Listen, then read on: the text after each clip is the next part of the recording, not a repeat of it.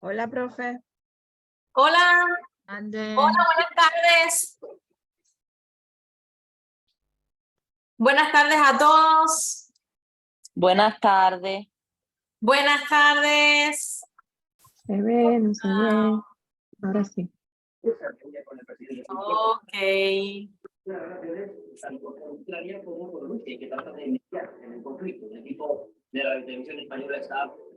Ok.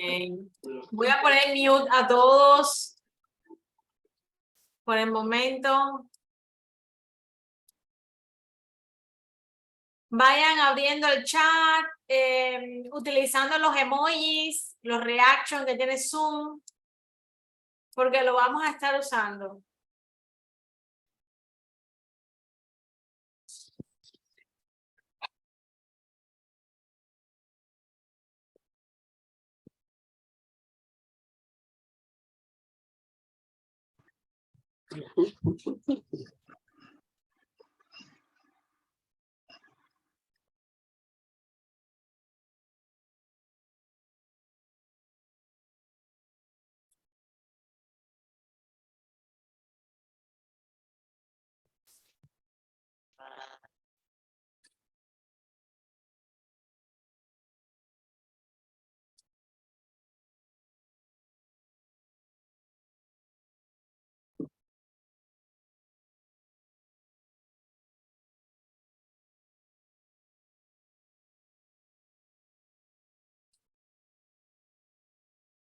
Ok.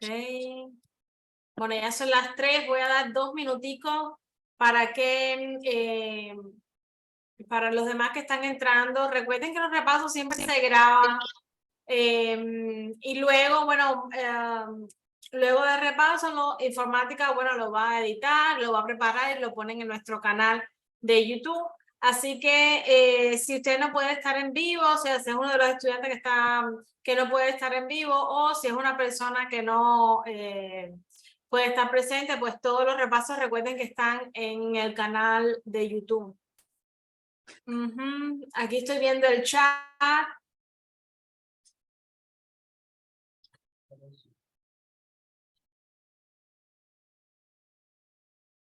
Ok.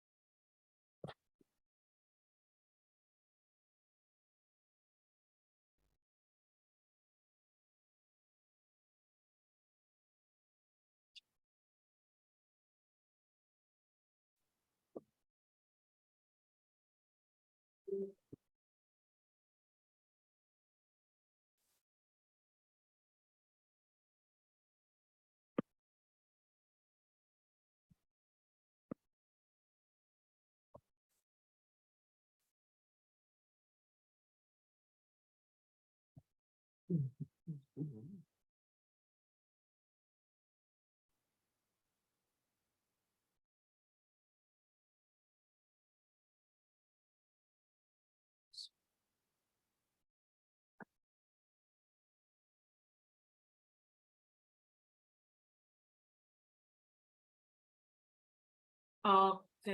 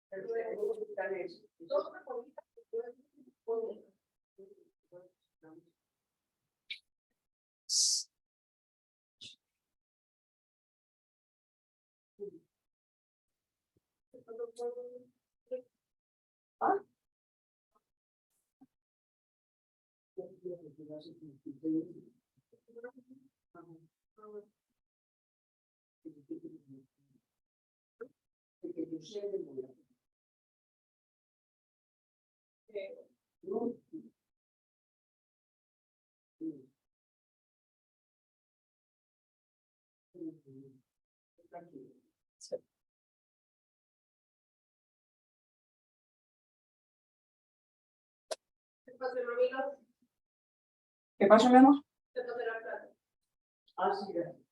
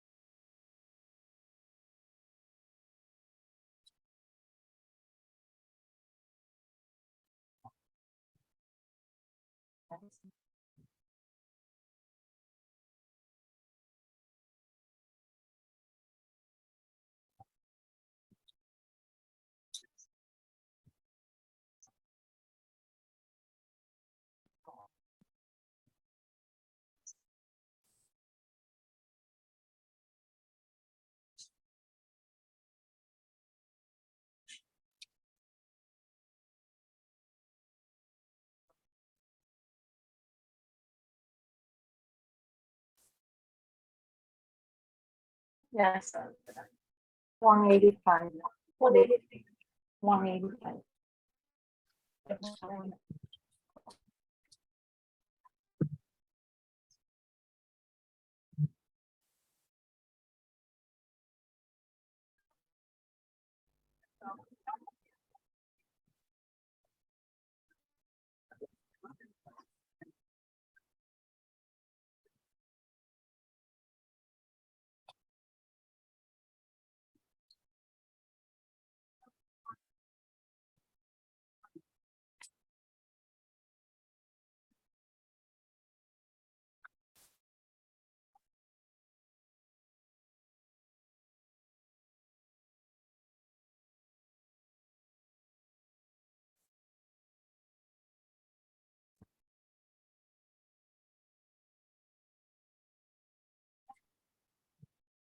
185. No.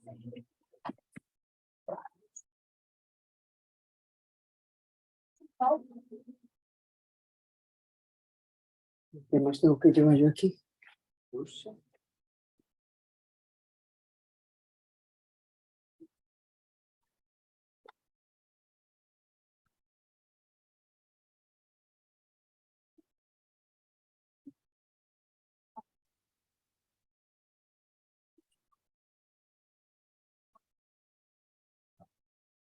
Hola,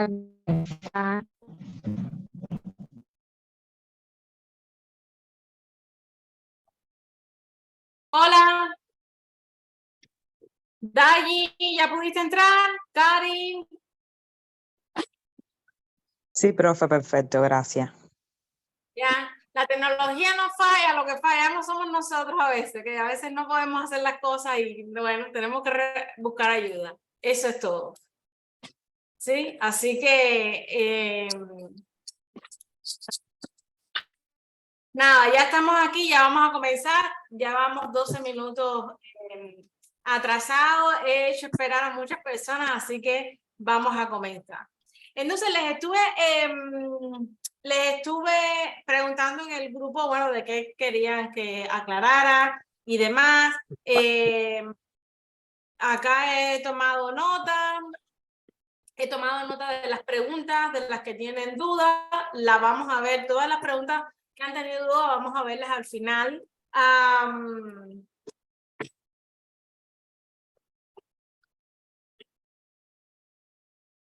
De ética, generalización de estímulo de respuesta, assessment, behavior reduction en general. Vamos a hacer un resumen e ir pasando por estas, o sea, estos temas, ir aclarando dudas, ir viendo un poquitico de teoría. Después vamos a hacer ejercicios, si el tiempo nos ayude. Y bueno, no vamos a dejar atrás las preguntas que han compartido en el chat, ¿ok? Entonces,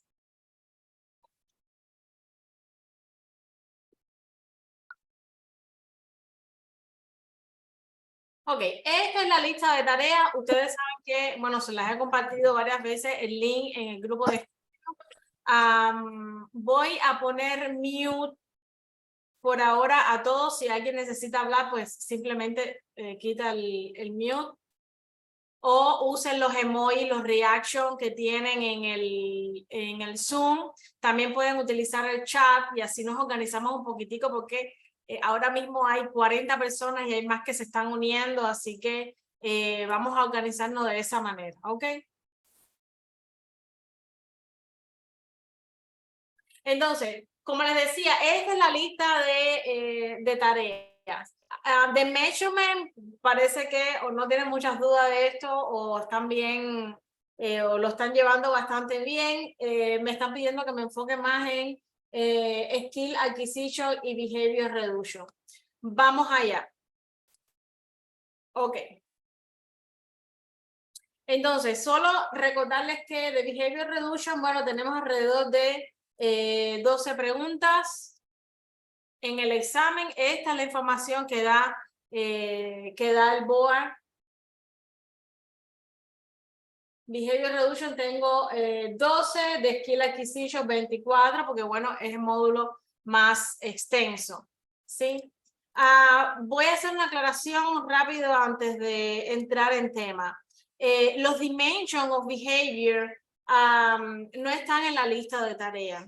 No quiero que se preocupen mucho por eso. Estudiar nunca está de más, pero de todas maneras no es algo que está dentro de la lista de tareas. ¿Ok?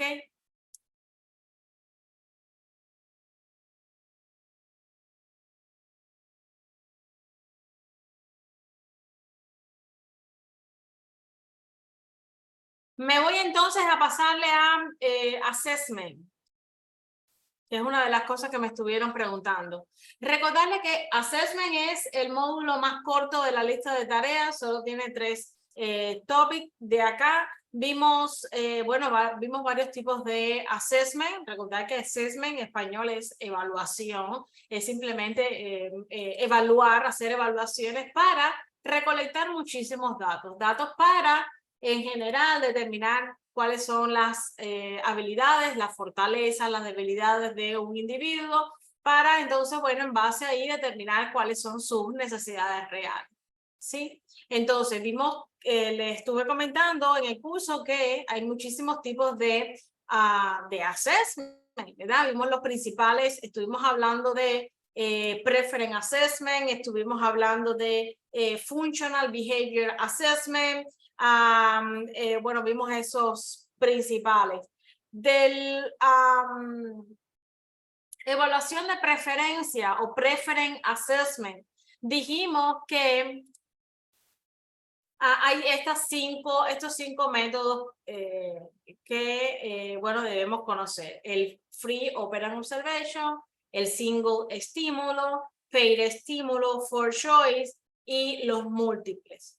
Free viene de la libertad. Le voy a observar al niño, lo voy a poner, o sea, el niño va a estar expuesto a situaciones, a un entorno donde tiene acceso a diferentes artículos, diferentes ítems y no se hacen demandas, simplemente vamos a observar y vamos a medir el tiempo que él pasa con cada artículo. No se hacen demandas, no vamos a prácticamente interactuar porque el simple hecho, les comentaba en clases que el simple hecho de decirle vamos a jugar o mira, ¿te gusta ¿cuál te gusta más? O ya eso se puede sonar como una demanda o ya podríamos estar mezclando ahí otros conceptos, ¿ok?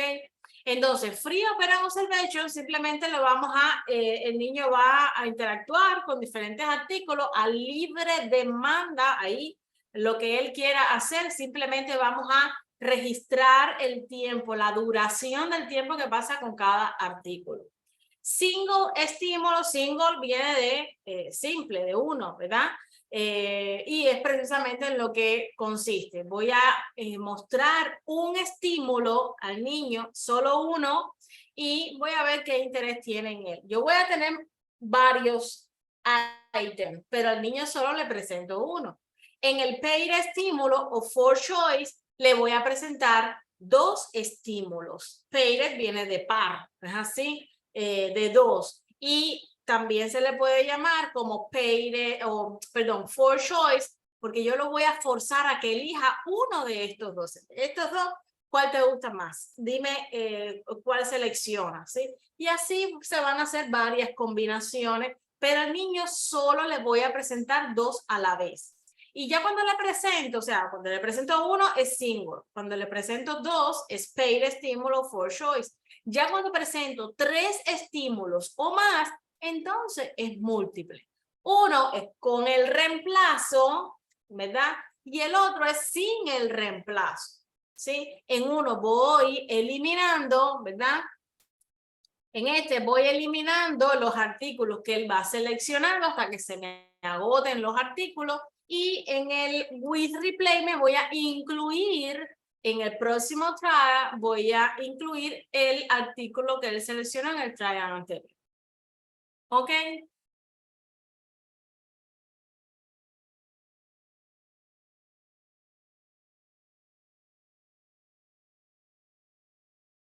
Ok, perfecto. Entonces, dijimos que esto es referente al Preference Assessment. Dijimos que el Functional Behavior Assessment, acá la palabra clave, funcional viene de funciones, ¿no es así? Pues precisamente es lo que consiste, es una evaluación donde vamos a identificar, o sea, el proceso que resulta identificar en el ambiente, los antecedentes, las consecuencias que mantienen esa conducta. Este tipo de assessment tiene implícito el indirect assessment, que son interviews, o sea, entrevistas, cuestionarios, sobre qué se le hace a la familia, a otros terapeutas, ¿ok? De una manera indirecta, por eso es que se llama indirect assessment. El direct observation no es más que colectar ABC data, ¿sí? Esta es una de las cosas que pido para los que están haciendo el initial assessment conmigo.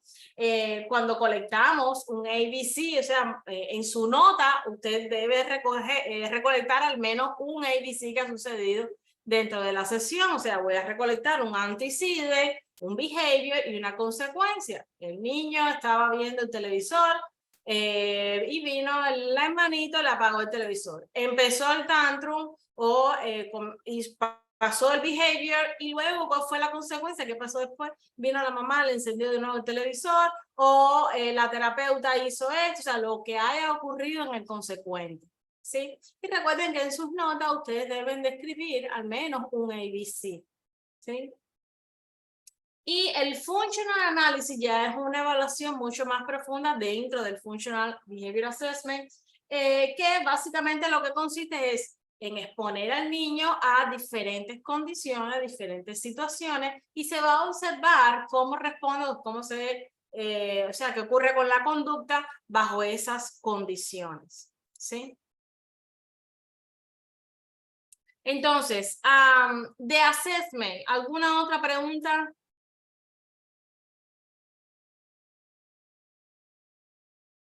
Entonces, una de las cosas importantes referente a assessment, recuerden que la función del RBT es asistir al analista. A lo mejor, o sea, principalmente tomando data, puedas dar determinada instrucción al niño, pero siempre la que lleva, la que guía todas estas evaluaciones es la analista, ¿ok? Esa es la responsabilidad de ella. Bueno, se siguen uniendo personas al chat. Perfecto, qué bien. Sí, Dai. Profe, es importante también, yo pienso que los Preference Assessment permiten evaluar posibles reforzadores que después se van a utilizar en todo lo que, en todas las técnicas que realizará el RBT posteriormente. Exactamente, posibles reforzadores, ¿ok? No tengo el concepto de... Bueno, no lo tengo acá, está en las diapositivas de la clase. Bueno, pero sí, súper importante lo que Dai dice. Posibles reforzadores, no quiere decir que eso ya van a ser los reforzadores del niño, ¿ok?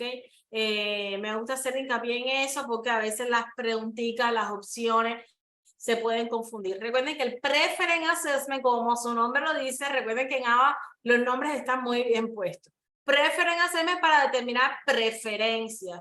Y las preferencias muy probablemente van a funcionar como refuerzo, pero hasta que yo no los aplique y vea que efectivamente aumentan la conducta, yo no puedo decir que son reforzadores.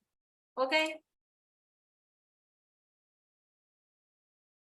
Perfecto. ¿Alguna otra cosa referente a assessment?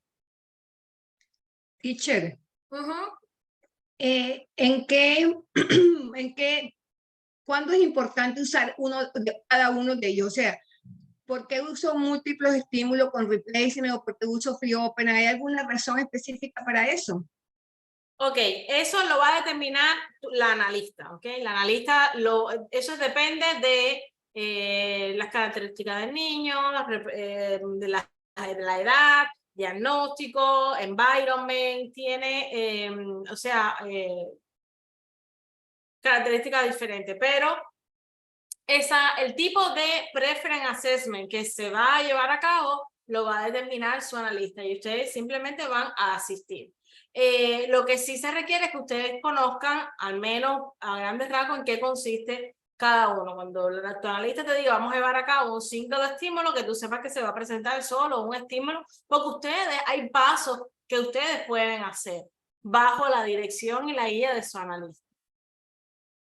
Ah, perfecto. Otra cosa, el múltiple estímulo without replacement, yo no entiendo cómo sabe uno cuál es la preferencia del niño, porque uno le pone varios, el que él escoge uno lo saca, vuelve a poner varios, pero siempre saca y no repite ninguno. No sé cuál es la preferencia del niño. Aquí se van a ir eliminando y el objetivo es poner después todo en una jerarquía. Tú le estás presentando varios estímulos y de esos estímulos él va a escoger el que más le guste. Si coge la pelota, se saca y bueno, del resto que queda, ¿cuál es de estos que están acá? ¿Cuál te gusta? Entonces se va a ir haciendo, bueno, otro análisis que hace después que lo categorizan, lo ponen en high, en middle, low level, ¿sí? Pero no son preguntas... es para determinar una jerarquía de estímulos. Ok, pero no son preguntas que nos vayan a hacer en el board, porque No. eso lo va a hacer el analista. Perfecto, gracias. Profe, una preguntita. Lo más importante, discúlpame, lo más importante que quiero que tengan claro es que de acá yo no voy a sacar los reforzadores, yo voy a sacar las preferencias, lo que muy probablemente pueda funcionar como reforzador. pero no quiere decir que ella sea reforzador, ¿ok? Hasta que yo no No, lo eso pida, lo tengo no claro. puedo saber, ¿ok? Perfecto. Sí, Mercedes.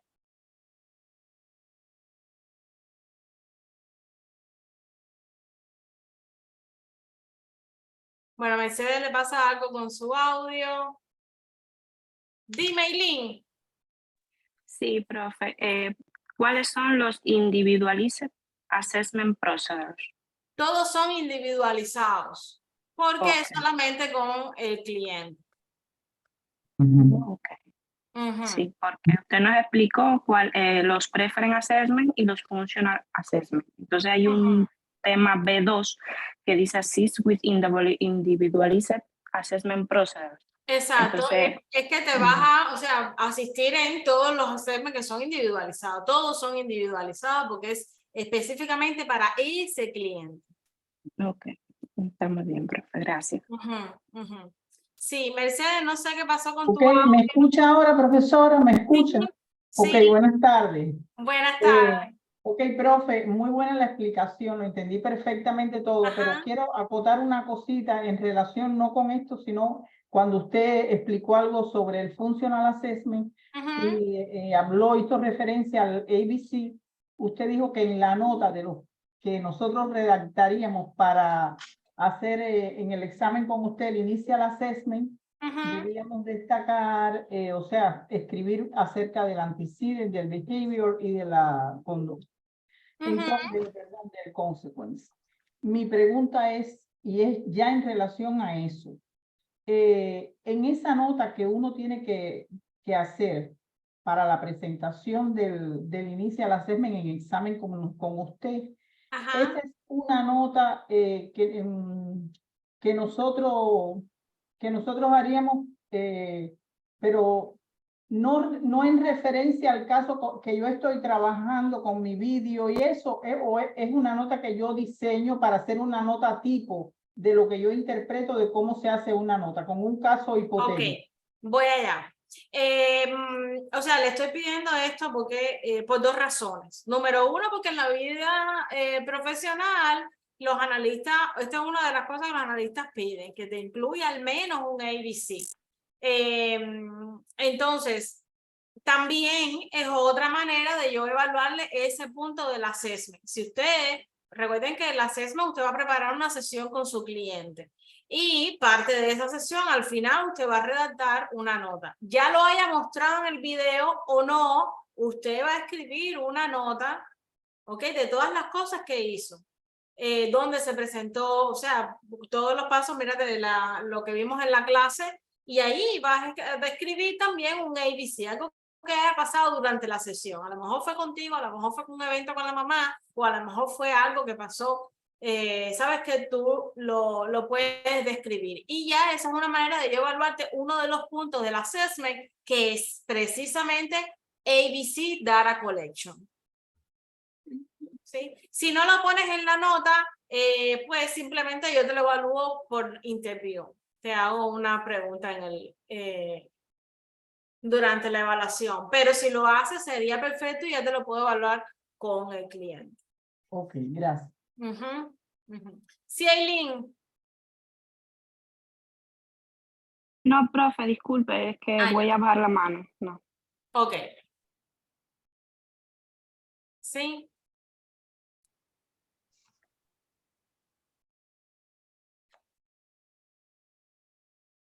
Sí, Katira, vamos a ver ahora ejercicio que tiene que ver con el functional behavior. Pero recuerda que es determinar los function of behavior. Ok. Entonces, me voy a...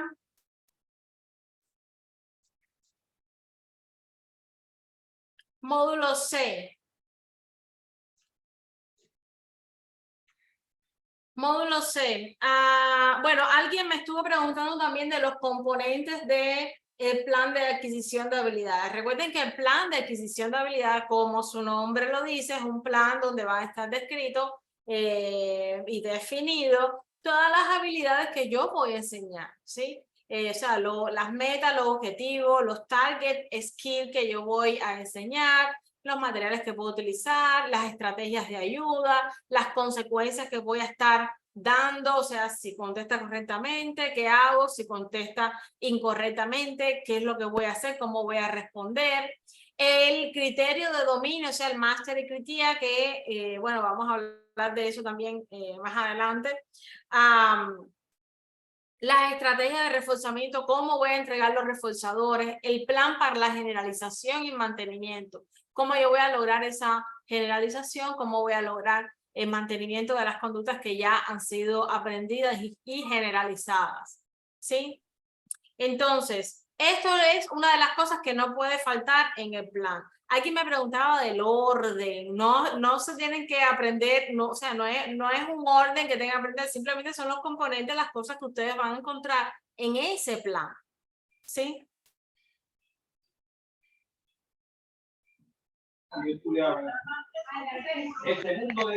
Profe, el problema es que en algunos exámenes han salido cuál es el primer componente del plan de adquisición. Espérate, no te escucho bien. Voy a poner mute porque hay alguien que tiene el micrófono abierto. Ok, habla ahora. Quítale el mute. En algunos exámenes ha salido cuál es el primer paso del plan de adquisición de habilidades o cuál es el último paso de adquisición de habilidades. Ok. Habría que ver las opciones que te da y cómo está bien la pregunta, pero si si la encuentra la comparte. Lo primero que tú tienes que saber, bueno, cuáles son las conductas que vas a enseñar. ¿Sí? Esa es una de las primeras cosas que tú tienes que identificar dentro del plan de adquisición de habilidades. Y lo mismo con el behavioral plan, el behavior intervention plan. Yo lo primero que tengo que ir a ver es la definición de las conductas. ¿Cuáles son las conductas? Y acá en el plan de skill acquisition, pues lo mismo. ¿Sí? De todas formas, si te encuentras la pregunta, compártela en el chat. ¿Sí? Gracias, profe. Ok.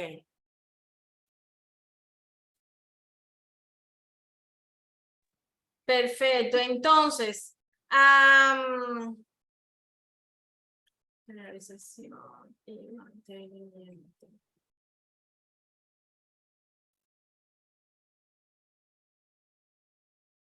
Ok, de este módulo específicamente, me voy a ir al... O sea, otra de las dudas que tenía acá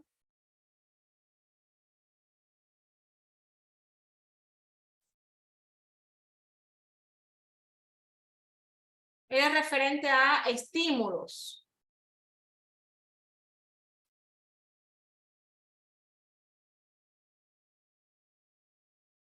Ok. Primero, ¿qué cosa es un estímulo? ¿Alguien me dice?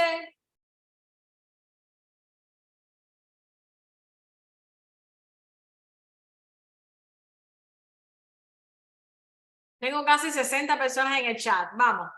Sí, Mercedes.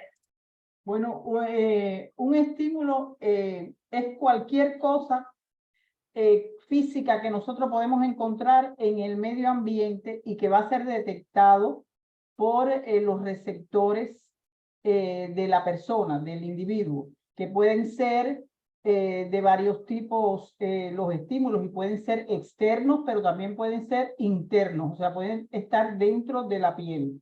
Van a estar, es una constelación de situaciones que va a estar en el antecedent, o sea, en el medio ambiente, perdón, no en el antecedent, en el environment, Ajá. con el cual nosotros vamos a reaccionar y se va a inducir una respuesta. Exactamente, exacto. Es todo lo que tenga el potencial de influir en nuestra conducta, ¿verdad? Y aquellos estímulos que, específicamente esos estímulos que no evocan una conducta como tal, pero simplemente están ahí para llamarnos la atención. ¿Cómo se llaman esos estímulos? Neutrales, ¿no, profe? Son neutros. ¿Y por qué son importantes? Porque no producen una respuesta específica, pero llega un momento en que cuando se emparejan con Con otro. Un estímulo incondicionado se vuelve condicionado. Exactamente. Estos son los estímulos que se convierten en condicionados una vez que, como decía la otra persona, o sea, se empareja con otro estímulo, ya sea incondicionado o otro que ya es aprendido, pues entonces se condiciona y esta es la manera que aprendemos los estímulos. ¿Sí? Entonces tenemos claro que los estímulos pueden ser internos o externos, que tenemos los estímulos neutros, que también pueden ser, todos los estímulos pueden ser incondicionados o condicionados. ¿Cuáles son los estímulos incondicionados? Todo lo que tenga que ver con los 5 sentidos. Sí, Todo lo profe, que nacemos condicionados con ellos. no necesitan una historia de aprendizaje, profe. No Exacto. La necesitan respuesta una- es espontánea. y Son tiene que ver innatos. con la Tienen que ver con la vida. Con la La supervivencia. Con la con la supervivencia. supervivencia, exactamente. Nadie me necesita enseñar que yo necesito comida, todo lo que sea comida, agua, oxígeno, actividad sexual, o sea, todas esas cosas que yo necesito para que para sobrevivir o para que mi especie sobreviva a lo largo del tiempo, pues son estímulos incondicionados. Y los condicionados, como ya estábamos explicando, son aquellos que se emparejaron en algún momento con los estímulos que ya están en nuestro repertorio, con los incondicionados o unos condicionados. ¿Ok? Ok.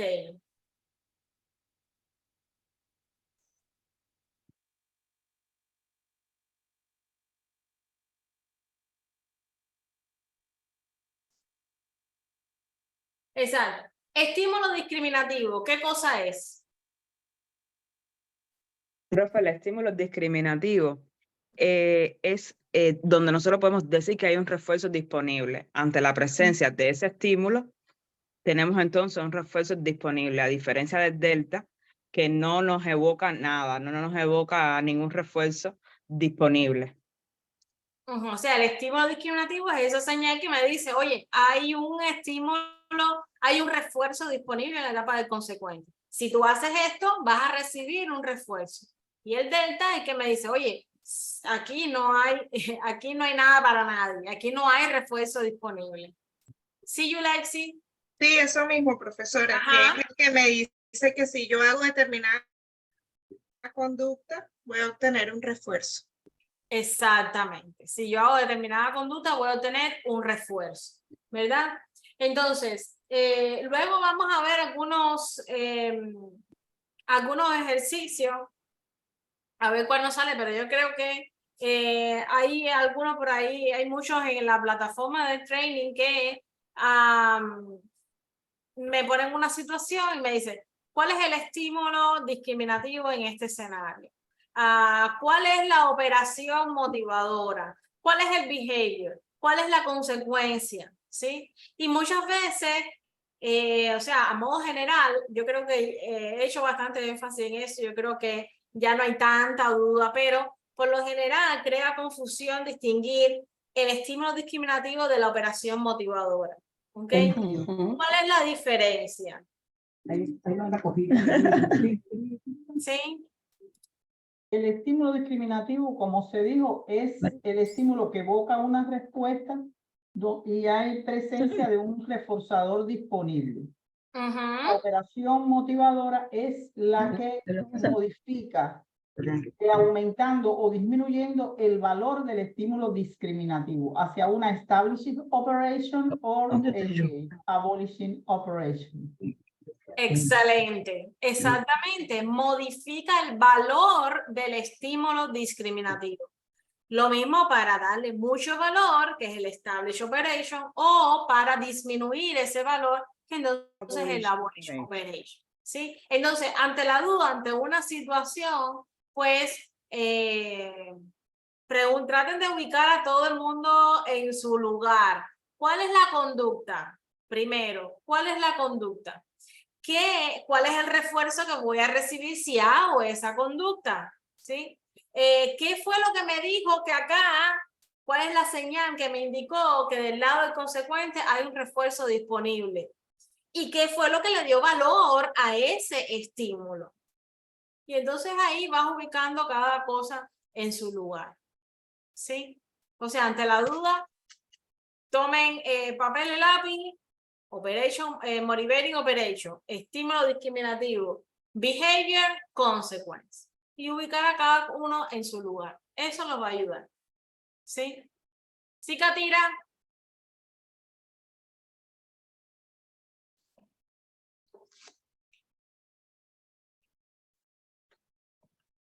No te escucho. Ahora sí.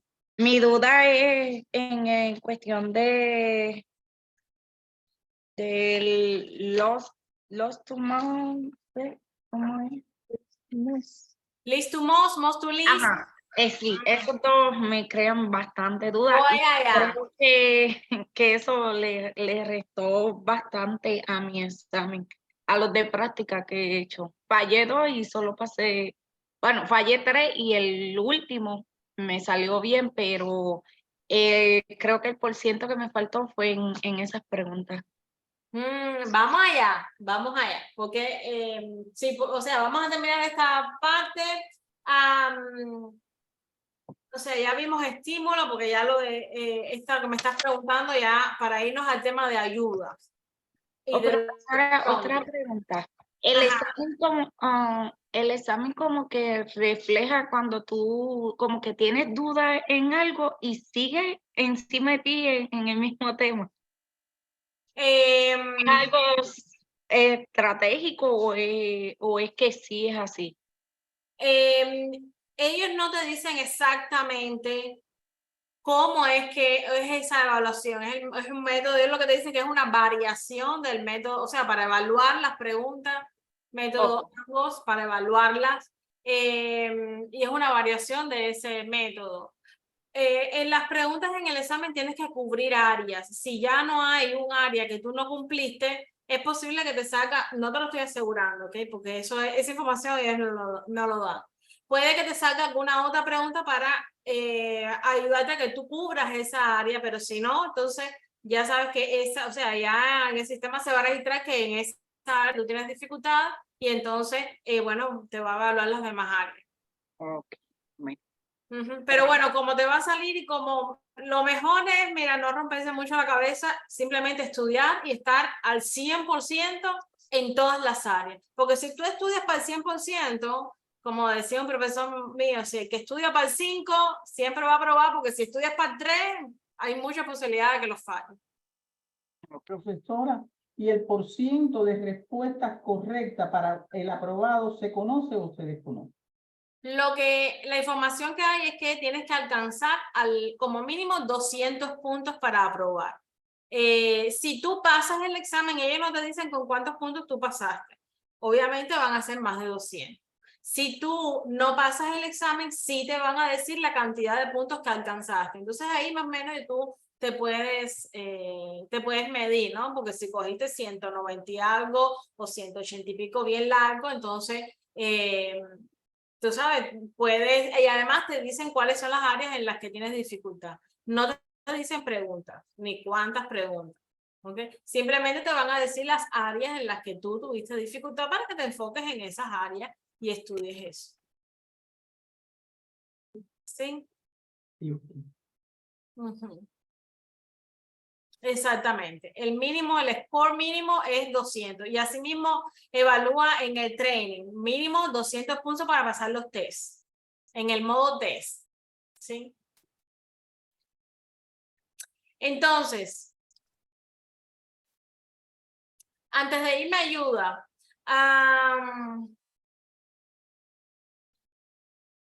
ya sabemos qué es estímulo, los tipos de estímulos, ya los hablamos, estímulo delta. ¿Cuál es ese training que me enseña a diferenciar entre un estímulo entre otros? ¿Cómo se llama? Discrimination. Discrimination. Discrimination al lado sinónimo diferenciar. ¿Ok? Yo voy a diferenciar y es precisamente el concepto como me dice, o sea, El discrimination training es un proceso donde enseñas al individuo a responder frente a un estímulo específico y no frente a otro, que sería el delta, ¿verdad? Si estoy enseñando colores y te digo, ¿cuál es este color? Te enseño el rojo, pues si tú me dices, o sea, si tú respondes correctamente ese estímulo, obtienes el refuerzo. O sea, sería el estímulo discriminativo, ¿verdad? Si no, entonces, o sea, te estoy enseñando a diferenciar entre una cosa y otra.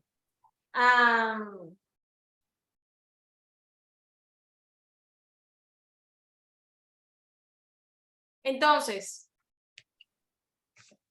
ojo, siempre me gusta aclararlo. Recuerden que tenemos varios métodos de enseñanza, ¿ok? Vimos los dos principales, los que más ustedes van a estar usando, el NET y DTT, ¿verdad? ¿Cuál es la diferencia entre NET y DTT? Dime, Dani, que yo sé que te gusta. ¿Te gusta ese tema? Ay, sí, profe, me encanta. Profe, el NET no es más que utilizar todo lo que está en el environment, en el medio, para enseñar al niño determinada conducta. Yo no voy a traer nada, yo voy a aprovechar todo lo que está a mi alrededor para trabajar con el niño y enseñarle las conductas. Ahora, esa es la gran diferencia con el DTT, que todo está bien estructurado y en el otro no. Viene cada paso, se le enseña al cliente el estímulo, respuestas, reforzadores, doy unos segundos y vuelvo a empezar. Exactamente. Entonces Lo con hago él por yo sí puedo trials. utilizar entonces, por ejemplo, dentro del DTT sí puedo utilizar el DT, que sería el Discrimination Training, puedo utilizar otros, pero como método son esos dos que era lo que usted decía. Incluso dentro del DTT también está el Maestría, el Distractor, que al final persiguen lo mismo. Bien estructurado, cada paso, estímulo, respuesta, reforzador si Es necesita. la forma en que presento los estímulos, simplemente. Exacto. ¿Sí? Entonces, recordar que el Discrimination Training, pues también lo puedo utilizar dentro de un NET, dentro de un DTT, porque el DTT es método de enseñanza. ¿Sí? Igual que y el NET. ¿Ok? Así que no confundir Discrimination Training con DTT. ¿Ok? Sí, Aileen. Profe, quería hablar, ya que estamos hablando de NET, hubo una pregunta que vimos que nos comparaba el NET con el incidental teaching. Ajá. Entonces, ¿qué diferencia hay? Porque ya a mí ese día lo vimos en el grupo, una muchachita lo compartieron y me quedó bastante claro, pero como no había visto el incidental teaching anteriormente, quería escuchar que de usted. Ok, comparte la pregunta, de todas formas me gustaría verla. El NET es simplemente una forma o sea, el Incidental Teaching es una forma de Natural Environment, es prácticamente lo mismo, ¿sí? Lo que pasa es que hay en algunas bibliografías distinguen algunas cositas, pero, o sea, como que los separan un poco, pero son prácticamente lo mismo. Sí, lo que dice O ella sea, también lo vi. La palabra clave es que voy a aprovechar los learning opportunity, o sea, las oportunidades de aprendizaje. Yo no tengo nada estructurado como el DTT. El DTT yo todo lo planifico. Yo sé cuál es el estímulo que voy a presentar, cuál es la respuesta que voy a recibir o no del niño, si obtengo la respuesta correcta, qué voy a hacer si la obtengo de manera incorrecta, qué voy a hacer, cómo voy a reforzar y tal. Pero cuando estoy utilizando un NET, pues es totalmente al revés. No tengo nada estructurado. Si yo estoy enseñando, trabajando formas y colores con el niño, por ejemplo, pues yo voy a utilizar que él se mostró interesado en algo o sea, voy a aprovechar esa oportunidad que se me dio para entonces enseñarle cosas al niño. ¿Ok? Ok. Profe, una Quiero preguntita. que queden claras. Ajá. Una preguntita. Pero Ajá. yo en el Accident Teacher lo veo diferente porque ese lo proporciona el niño. En cambio, en el Natural, todo el environment es natural y todas las cosas están como puestas o X en cierto environment, pero el niño puede ser que no lo provoque, sino también lo puede provocar el RBT. Ok. Casi nunca en En ninguno de los, o sea, natural, si se lo están diferenciando de alguna manera, tengan claro que en el DTT yo lo tengo todo estructurado. En el NET o Incidental Teaching no tengo nada estructurado. En el Incidental Teaching lo que yo pudiera hacer es manipular un poco el ambiente para que el niño de forma espontánea pues se muestre interesado por algo. Voy a poner unas pelotas o voy a para que él se muestre, entonces yo aprovechar que él se mostró interesado y por eso le digo que son conceptos como muy similares, pero yo no planifico nada. Ese que usted está hablando ahorita, yo lo veo como un natural teacher. Por eso le digo, son muy parecidos los dos. De todas formas, le voy a buscar bibliografía para que ustedes se lo lean y estén tranquilos con eso. ¿Ok? Gracias, profesor. Gracias. Ok. Entonces, me voy a, bueno, una de las dudas generales. Estímulo control transfer. Y así ya vamos a lo que me estaban preguntando. ¿Qué cosa es el control de estímulo? Bueno, voy a decir a ver si lo digo bien, profe. Ajá. Para eso estamos aquí, para que usted nos corrija. Claro. Ajá, es cuando transferimos el estímulo que ha estado, o sea, cuando la respuesta a un estímulo ha estado, perdón, el estímulo ha estado bajo el control del PRON, de la ayuda, y lo vamos a ir transfiriendo hacia el estímulo discriminativo como tal, a través del PRON finding, estímulo finding, o el PRON delay, que ahí estaría incluida la respuesta, que es también la ayuda, o sea, la duda que tengo, por eso le iba a decir, cuando el niño responde o el cliente responde ante un estímulo, pero que ha estado controlado por la ayuda. Y yo lo voy a transferir a ir desvaneciendo o a ir quitando esa ayuda hasta dejarlo solamente bajo el estímulo discriminativo. No sé si me expliqué. Sí, creo que sí. De todas formas, voy para allá. Es precisamente eso. O sea, ¿cuál es la primera pregunta que nos vamos a hacer? ¿Cuál es el estímulo que controla la conducta? ¿Es la ayuda o es un estímulo? O vimos en la clase, estuvimos viendo el caso del niño que le pedía dinero solamente a la mamá y al papá ya no le pedía porque el papá no le daba dinero, solo le daba, o sea, solo le pedía dinero a la mamá porque la mamá era la que evocaba esa conducta en él, ¿sí? Por tanto, en ese caso, la que tenía el control de esa conducta era la mamá. Vimos el caso de Ginny, que le gustaba recoger fresas, pero ella solo recogía las fresas rojas, las fresas verdes no las recogía porque ya una vez ella recogió las probó y no le gustó. Y entonces la conducta de recoger fresas, pues solo la evocaban las fresas rojas, ¿sí? Entonces, el estímulo que evoca la conducta se dice que es el estímulo que tiene el control. Entonces, cuando se desea transferir ese control a otro estímulo, pues entonces cuando usamos el estímulo control transfer, no es más que tenemos que transferir ese control al otro estímulo. En el caso de las ayudas, lo que ocurre en terapia es que yo doy un estímulo y no hay una respuesta a este estímulo no evoca esa respuesta que yo quiero. Entonces, cuando yo voy a introducir las ayudas, otro estímulo que sea el que evoque esa conducta, ¿sí? Entonces, el que tiene control de la conducta, ¿quién es? ¿El estímulo discriminativo natural o la ayuda? La ayuda.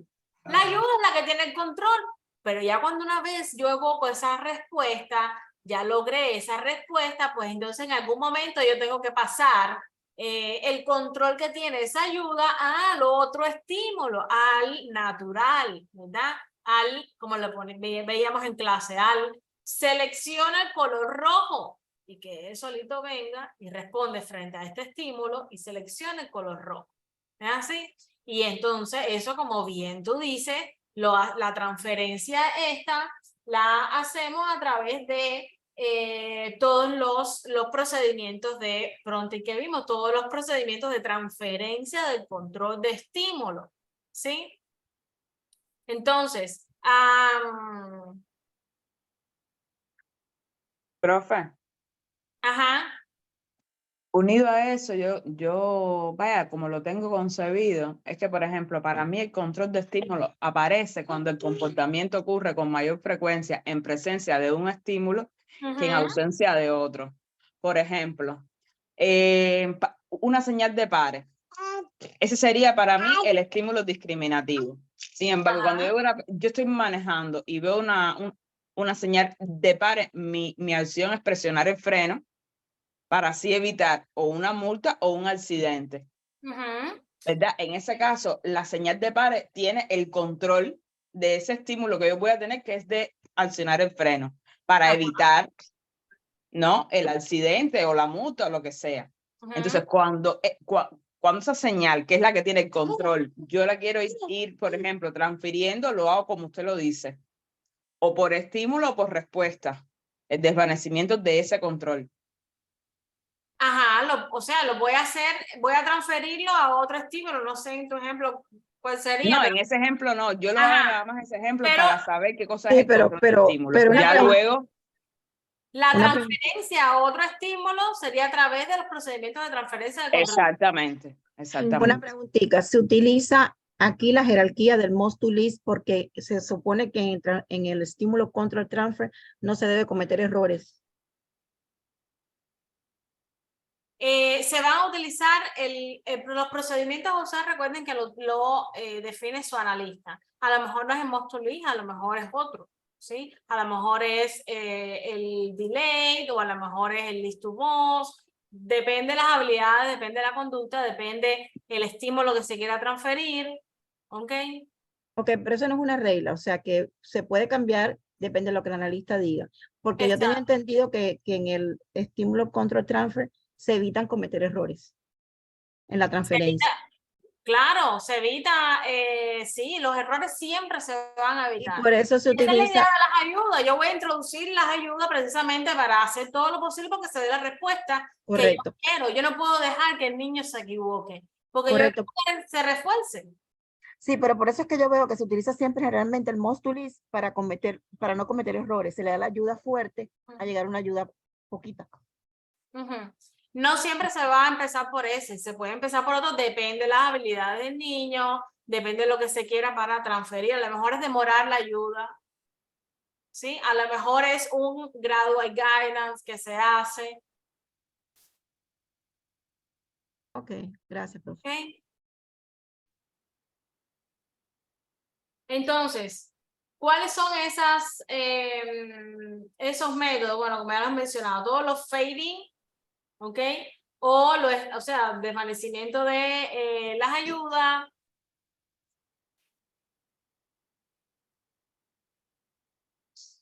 Ujú, exactamente, Katira. Voy allá también porque tiene que ver un poquito con la ética. O sea, todos los fading, yo voy a desvanecer ese estímulo, voy a desvanecer la ayuda para que prevalezca el otro. Voy quitando, o sea, ya yo introduje ayuda en presencia del otro estímulo que yo quiero que conteste. Pero este lo voy a ir disminuyendo poco a poco. Lo puedo hacer a través de most to least, como su nombre lo dice, voy a dar mucha ayuda y voy a ir desvaneciendo esa ayuda, pasando por todos los tipos de ayuda. Desde mucha a poca. El grado de ganas, pues es cuando agarro tu mano, pero enseguida, o sea, doy una ayuda y enseguida la desvanezco, ¿sí? Un solo tipo de ayuda.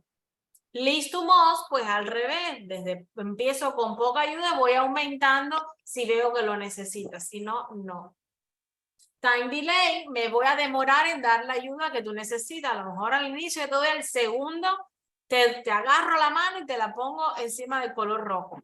Después me voy a demorar 2 segundos. Me demoro 2 segundos a ver si tú respondes a esa ayuda. Después me voy a demorar 3 segundos. Y así sucesivamente. Voy a ir demorando la ayuda que voy a dar. ¿Sí?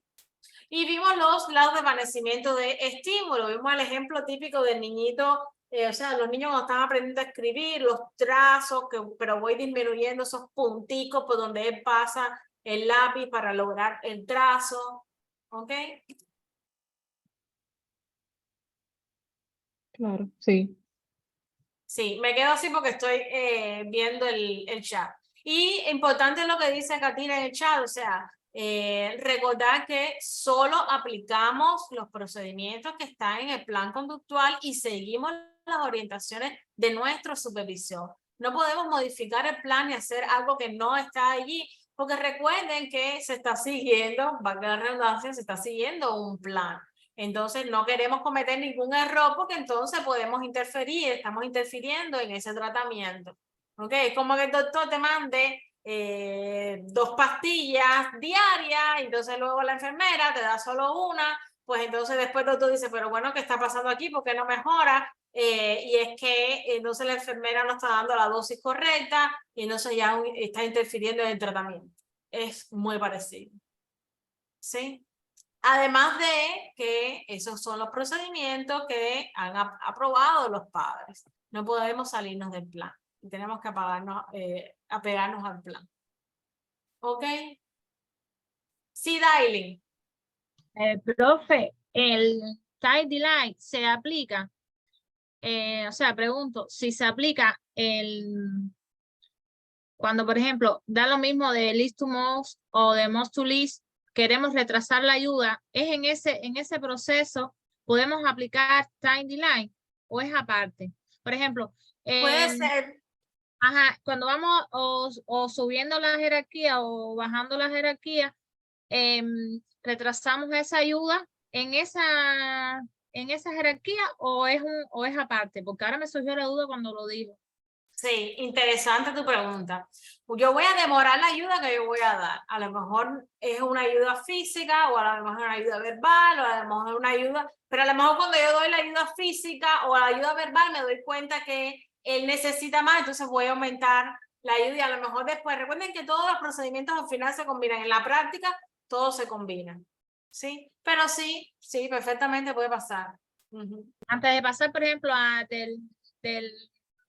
del físico full, o sea, el físico completo al parche, por ejemplo, dejamos, no sé, ahora estoy pensando, damos un tiempo para ver si es reacción, entonces no responde, pues, o sea, aplicamos el Tidy Light, entonces pasamos a la otra jerarquía, o sea, al otro paso de la jerarquía, no sé si me entienden. Puede ser, esa puede ser una estrategia, sí. O sea, te vas a demorar en dar la ayuda y cuando la des, si él necesita más, tú incrementas la ayuda. Si no, entonces ya ahí estás utilizando time delay, estás utilizando Mostly. Sí, puede ser, perfectamente. Y además en la práctica, ustedes van a ver que todo se va mezclando. No hay un procedimiento que se utilice únicamente, ¿sí? O de forma individual y ya todo se va mezclando. Bueno, lo ven en el DTT, los videos que estamos viendo, ahí utilizamos DTT, se utiliza Differential Discrimination Training, Token, los ayuda, ¿ok? Mira cuántas cosas se utilizan en un videito de 5 minutos que vimos en la clase. ¿Sí, Katira? Profesora, una duda que tengo y quiero aclararla. No sé por qué tengo una nota al lado de time delete, dice prompt delete. ¿Tiene algo que ver o me equivoqué para borrarla? También lo puedes encontrar con ese nombre, pero el que más usado es time delay. Ok, que sí, que es como otra manera de decir lo mismo. Exactamente. Prompt delay delay es ayuda demorada. Ok, y en Stimulus Funding también tengo prompt funding. También. Se puede llamar de esa manera. O sea, tenemos... okay. Yo se lo puse acá, o sea, el fading, respond prompt, and estímulo prompt, o fading estímulo. O sea, lo puedes ver cuando estás desvaneciendo un estímulo, también estás desvaneciendo un tipo de ayuda. ¿Sí?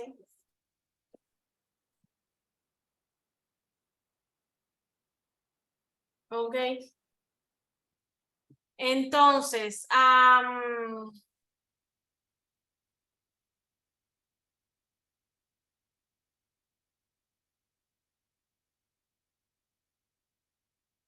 ok, y bueno, la jerarquía de prompt. Esta parte es, bueno, esto es importante, ¿sí?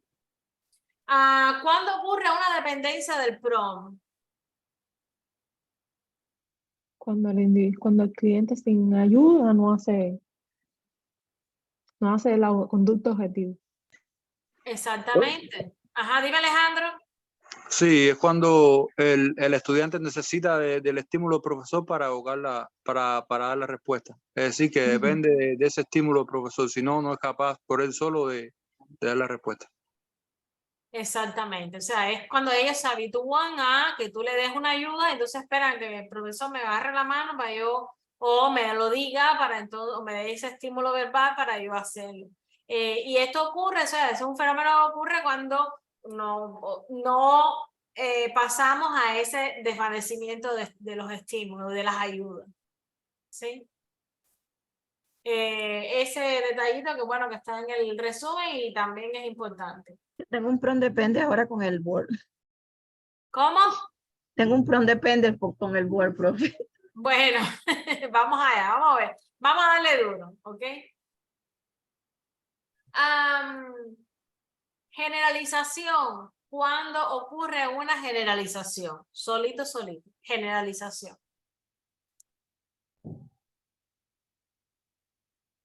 Si el comportamiento entrenado ocurre en otros momentos o lugares. A ver, Katira. De manera independiente, el niño aprende una respuesta y lo repite en otro ambiente y con otras personas que no es el lugar habitual de la terapia. Exacto. Cuando transferimos lo aprendido en un entorno Controlado.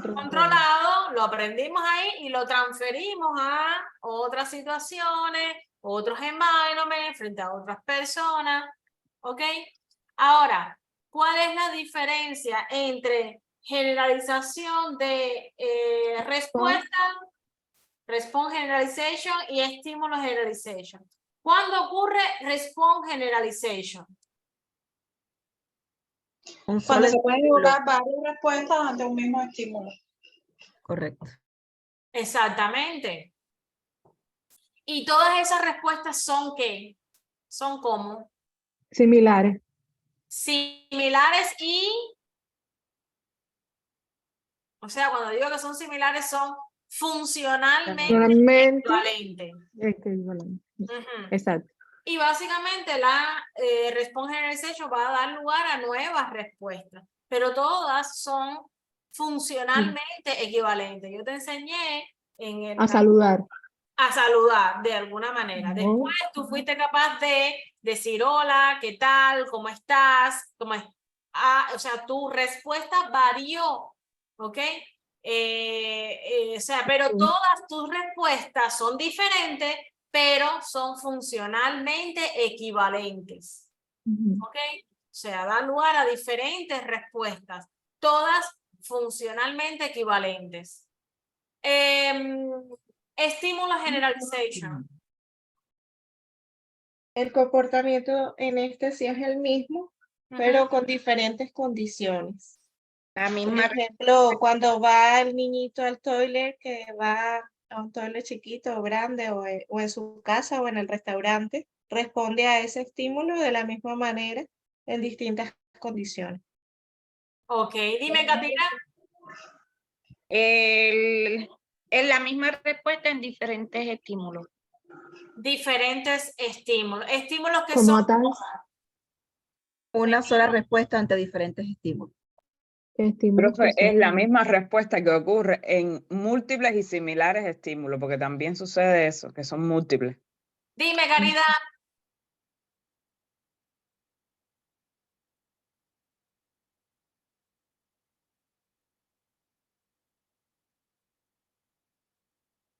Quita el mute.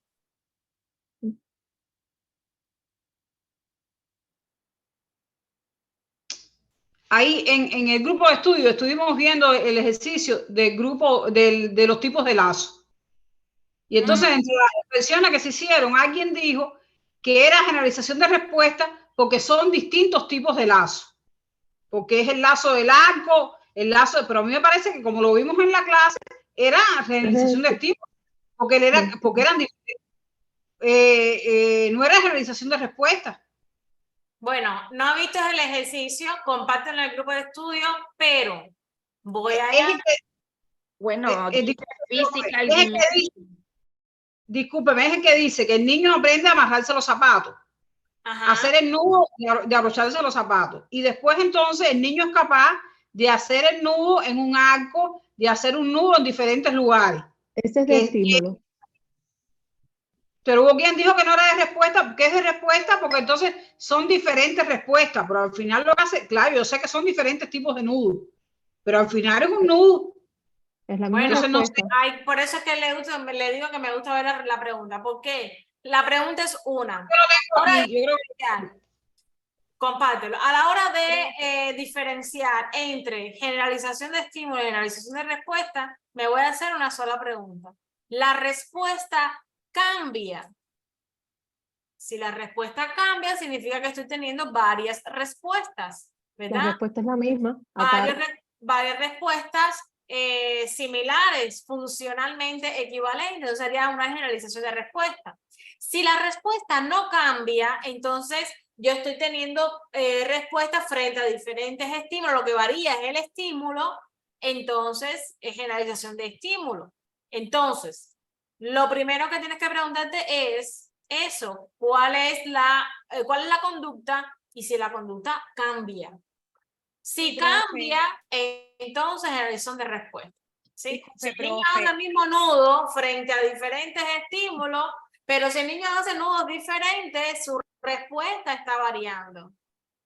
Pero, profe, por eso es Adina, que era estímulo generalization, porque el niño hacía el nudo en diferentes ambientes, en diferentes circunstancias.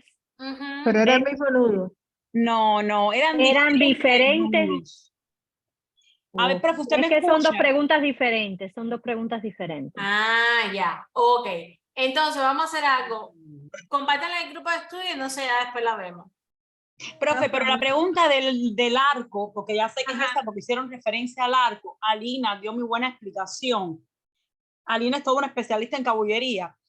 Explicó que, o sea, la pregunta decía que el niño se apropió de la habilidad de amarrarse los zapatos y a partir de esa habilidad desarrolló la habilidad de hacer otros tipos de nudos. Y entonces hacía nudo de arco, nudo de, o sea, entiende, como con la diversidad de nudos que existen. Entonces ahí la cosa sí demostró que era una respuesta, una generalización de respuesta.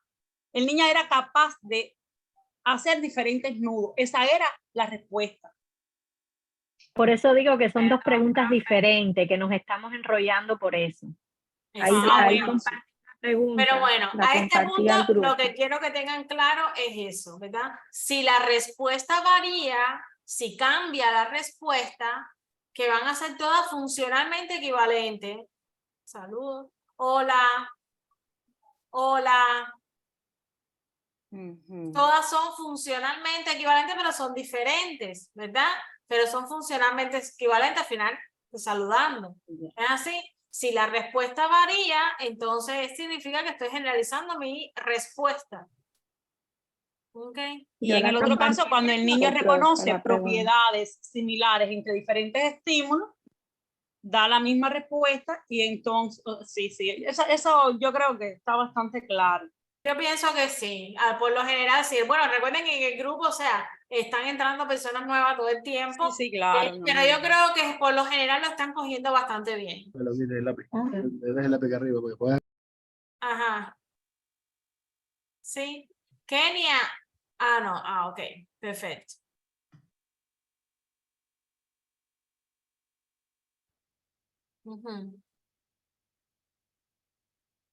Ok. Entonces,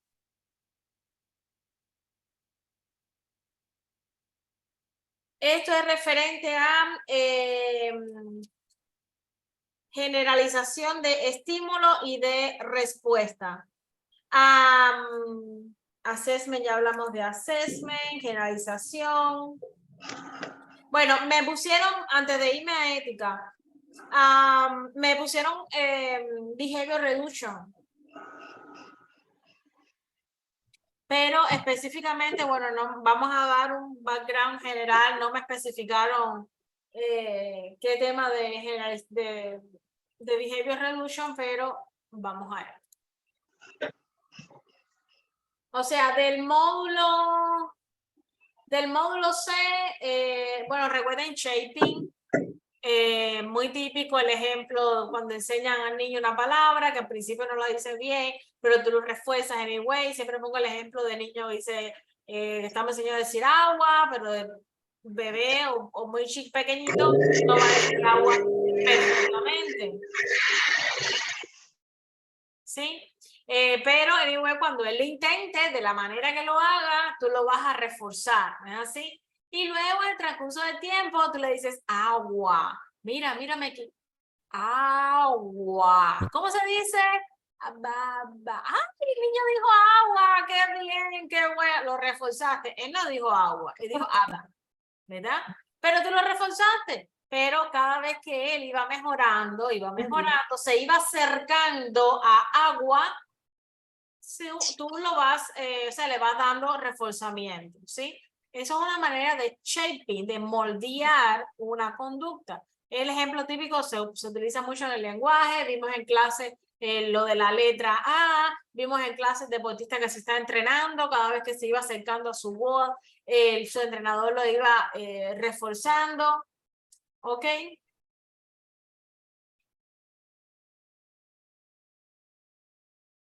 Eso es shaping. Hago la aclaración porque para el initial assessment quiero que lo tengan claro. Me gustó mucho una actividad que hizo una aspirante al DT, muy bueno, y precisamente lo hizo con esto del lenguaje. El niño le iba diciendo, entonces luego explicó en la nota que lo que estaba haciendo era el shaping, o sea, que ella había reforzado esa conducta y en próximas sesiones ibas a continuar trabajando en esa palabra hasta que el niño lograra. Entonces, bueno, en la entrevista también me lo explicó. Y eso me gustó muchísimo, esa actividad, esa manera de hacer shaping.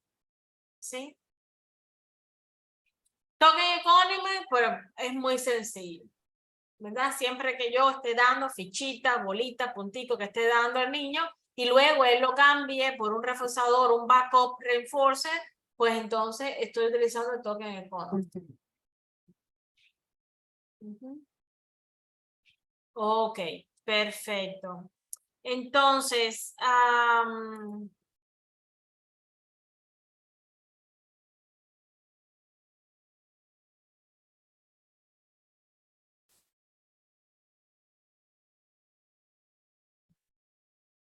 behavior reduction. Y ya me voy a ir a los ejercicios. Bueno, behavior reduction, vimos los componentes del plan, ya estuvimos hablando de eso.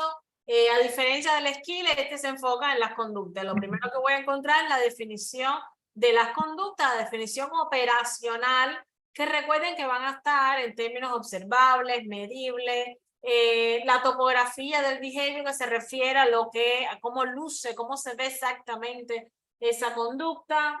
Y bueno, todo lo relacionado con lo que voy a trabajar desde el punto de vista conductual. Los function of behavior, ya sabemos que, o sea, aquí me están preguntando específicamente por el D4. DRA, DRO, DRI, los differential reinforcement. Primero que todo, tener claro que differential reinforcement es esa combinación entre reforzamiento y extinción, ¿verdad? O sea, se trata de reforzar ciertas conductas mientras no entregas reforzamiento, ¿ok? A otras respuestas, otras conductas inapropiadas que son las que yo quiero poner en extinción, ¿ok? Entonces, Profe, déjeme hacerle una pregunta. En los diferentes reinforcement que ofrecen conducta de reemplazo, ¿esta conducta se enseña en ese mismo procedimiento o esa conducta está incluida en el repertorio del niño?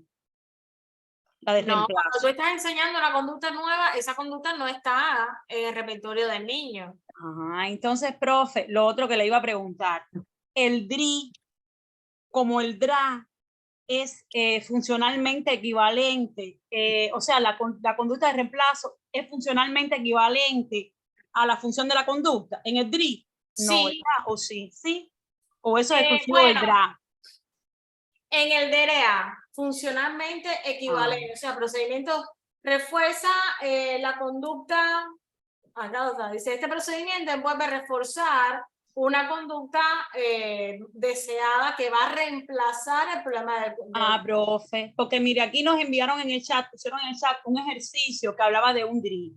Y entonces te daban 4 opciones. La primera decía que en el DRI la conducta de reemplazo estaba incluida en el repertorio del niño. La B decía que la conducta servía para la misma función que la vieja conducta. O sea, que para mí es una propiedad del DRA exclusivamente.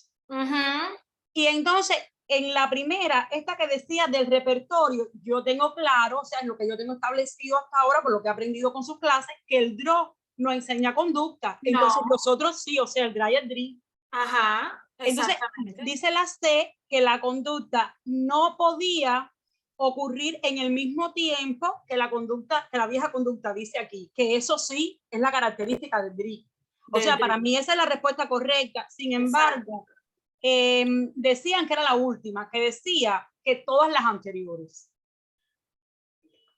Que todas las anteriores eran características del DRI. El DRI no enseña conductas nuevas. ¿Eh? Perdón, el DRO es el que no enseña una O conducta sea, nueva. entonces, No no estoy es viendo una la pregunta, característica pero del DRI que tenga que estar en el repertorio. No lo es, porque el DRI enseña una conducta de reemplazo. O sea, la conducta no tiene que estar en el repertorio. Por tanto, la A no es. La A no clasifica. Dice que la B, que en el DRI también sirve la conducta de reemplazo. ¿Está en el grupo la pregunta?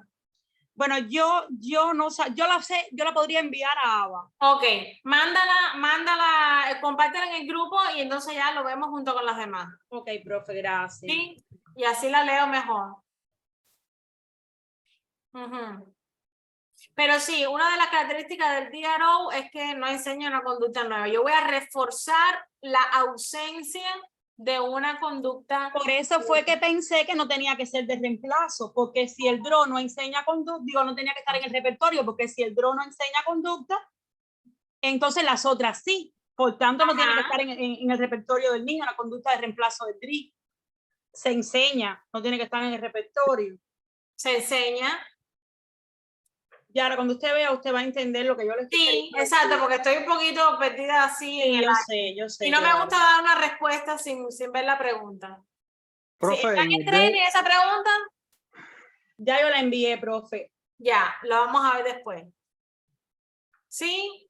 Profe, en el DRO también cuando la forma modelo o como la ponen a veces es poniéndote la ausencia de la conducta durante un determinado tiempo. Sí.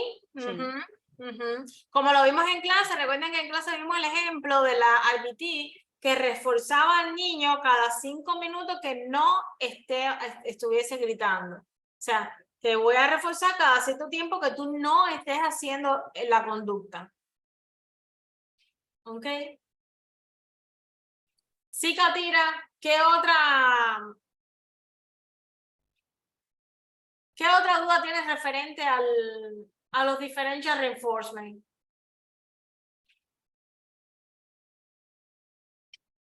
I'm good. Ya, yo creo que más bien es como que aprender palabras claves del tema.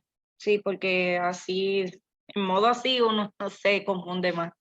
Pero sí, con palabras clave, porque por lo menos el high rate lo tengo claro, el low rate también. Creo que la diferencia es más en DRA y DRI. Exactamente. Y la pregunta es una. O sea, las dos van a reforzar una conducta alternativa a la conducta problemática, ¿sí? Pero hay una diferencia. En el DRI, o sea, el DRI, las dos conductas son incompatibles, como su nombre lo dice. ¿Qué significa eso? Que físicamente no las puedes hacer al mismo tiempo. Tú puedes tener las manos en el bolsillo y comerte las uñas a la misma vez. No. No, ¿verdad? Siempre ponte ese ejemplo. Si tú pones las dos conductas, ¿cuál es la conducta que yo quiero, que yo estoy trabajando, que estoy reforzando, y cuál es la otra que se pone en extinction? ¿Se pueden hacer al mismo tiempo? Si la respuesta es sí, es un DRA. Si la respuesta es no, entonces es un DRI. ¿Sí? Profesora, otra que le iba a preguntar, vi, no con el curso, pero lo vi en el libro, el DRD. Sí, no viene. Si no viene, no le presto. No creo. No, No. yo no lo incluí, la verdad.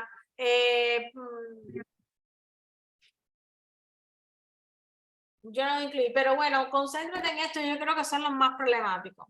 Sobre todo la diferencia es entre DRA y DRI. Ok.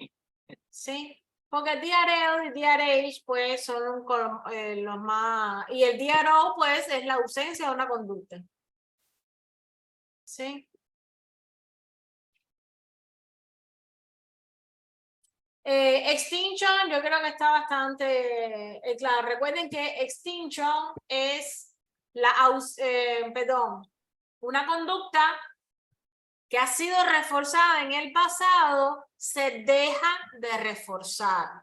Eventualmente va a bajar, ¿ok? Pero es una conducta que se deja de reforzar, ¿sí? Y bueno, los tres fenómenos asociados con el extinction, ¿sí? Que es el extinction burst. Recuerden que cuando se aplica extinction, por lo general, las conductas van a empezar a escalar. O sea, hay un incremento temporal de las conductas. La resistencia, una vez que alcance ese punto máximo, va a empezar a bajar. Ese tiempo que se demora en bajar es la resistencia, precisamente lo que conocemos como resistant to extinction. Y lo espontáneo recovery es una vez que ya se extinguió la conducta, pues un día la persona, el individuo hizo esa conducta, recuperó esa conducta, pero no va a producir reforzamiento, por tanto va a volver a sus niveles que ya se habían alcanzado. ¿Sí? Profe, Ajá. me interesa de implementar el Crisis Emergency Process. Esto me interesa muchísimo porque tengo una ¿Cuándo dudita. pongo en marcha el plan de crisis y de emergencia? Sí, porque había una preguntita que usted aclaró ahí en el chat, que yo me quedé con duda. Solamente es cuando escala el comportamiento del cliente, porque había una pregunta que decía que el RBT bloqueó al cliente antes de implementar el plan porque no estaba escalando la conducta. Y entonces eso me enredo un poquito para ver. Quisiera tenerlo como bien claro. Sí. ¿Cuál es la frase clave acá? ¿Cuándo pongo en marcha el plan de crisis y de emergencia? Dime, Day. Que se está haciendo daño. Exacto, profe. En primer lugar, que hay protocolos que se tienen en cuenta en el plan para activar el plan de crisis y de emergencia, y como bien lo dice la palabra, es cuando hay un peligro inminente para el cliente, para el RBT, para las personas que están a su alrededor, pero en primer lugar el cliente. No por cualquier cosa que suceda yo tengo que llamar al 911 o crear una situación, sino que está establecido en el plan de crisis, pero es cuando existe un peligro para el cliente. Cuando existe un riesgo de daño para el cliente o las personas que están a su alrededor. Les voy a hacer un ejercicio típico de Initial Assessment. Es que el plan de crisis no tiene nada que ver con el 911. Son cosas diferentes. Voy allá. Yo soy su cliente ahora. Vamos a hacer roleplay. Yo soy su cliente. Y su analista, o sea, yo tengo esta conducta, yo me golpeo a ambos lados de la cabeza con las manos abiertas. Yo tengo esta conducta por sensory o por lo que sea, pero en mi plan conductual, su analista le ha puesto a usted que cuando yo tenga esta conducta, usted me va a dar plastilina, que me encanta, es uno de mis reforzadores, me va a dar plastilina para yo jugar con plastilina. ¿Ok? Eso está en el plan. Empezó la sesión. Yo empiezo a hacer mi conducta. ¿Qué hace usted? Te doy plastilina. Te doy la plastilina. Lo que dice el plan conductual. Poner en práctica el plan conductual. Exactamente. Pongo en práctica el plan conductual, que es darme la plastilina. Ahora, usted me dio la plastilina, me dio cosas para hacer con las manos, pero yo sigo y mi conducta va incrementando, va escalando. Ya escaló, pero me estoy haciendo daño, ya me estoy golpeando muy fuerte. ¿Ok? Ya hay un riesgo de daño, ya el plan conductual no funciona. O sea, no es solamente que la conducta empezó a escalar, no, es que el plan conductual no está funcionando, yo lo estoy aplicando y no funciona. Y la conducta ya está provocando un riesgo de daño para mi cliente. Ahí entonces yo se aplico el plan de crisis y de emergencia. ¿Ok? Porque ya me estoy golpeando demasiado fuerte, ya cogí objetos, me estoy golpeando la cabeza. Exactamente. Y, o sea, siempre desde el inicio fue una conducta agresiva, pero ya es algo que se me sale de las manos. Yo no, ya el plan conductual no funciona. Los planes que yo voy a aplicar diariamente, ¿cuáles son? Plan de Behavioral Intervention Plan Plan. conductual. El plan conductual, el plan de el Skill Acquisition Plan, ¿verdad? De adquisición de habilidades. Esos son los que yo voy a tener ahí bajo el hombro, los que yo voy a estar aplicando todo el tiempo. Solo voy a poner en práctica ese plan que ha escrito mi analista para casos de, precisamente, cuando exista una crisis, cuando exista una emergencia. Estoy escribiendo, me empezaron a brotar, se me empezó a hinchar la cara, por algo, comí algo y empezó a hincharme la cara. ¿Ahí funciona el plan conductual? No. Como mismo sale en la cara, me puede salir en la glota y me puedo ahogar. Necesito la ambulancia aquí y ahora. ¿Ok? Por tanto, iniciamos a 911. ¿Sí? Profe, disculpe, y siempre va a estar escrito en el assessment, ¿verdad? En el plan. En el siempre va a haber assessment, un plan de crisis de emergencia, claro, siempre. Sí, sí, Okay. individualizado, como todo. Claro, claro. ¿Ok? A modo general, sí, ajá, dime Alejandro. Y también debemos de tomar nota, ¿verdad? Sí, inmediatamente registrar toda la data que podamos, tomar la nota y contactar a BCBA inmediatamente. ¿Ok? Entonces, a modo general, las cosas que podemos hacer, o sea, colectar data, tomar las notas, contactar a BCBA, eliminar, o sea, si es, por ejemplo, una conducta agresiva, pues entonces voy a eliminar los elementos que estén a mi alrededor que le puedan hacer daño a mi cliente. Sí, ponerme cerca de la salida. Recuerden que la prioridad es, lo principal es garantizar la seguridad de su cliente y de las personas que están a su alrededor. Se va a hacer todo lo posible para que eso ocurra. Eso es lo primero. ¿Okay? Entonces, profesora, quedamos así. Si no escala el comportamiento que el cliente se haga daño, solamente aplicamos el plan conductual. Si esto sigue escalando, aplicamos el plan de emergencia. Y si hay sangramiento, cosas mayores, entonces 911.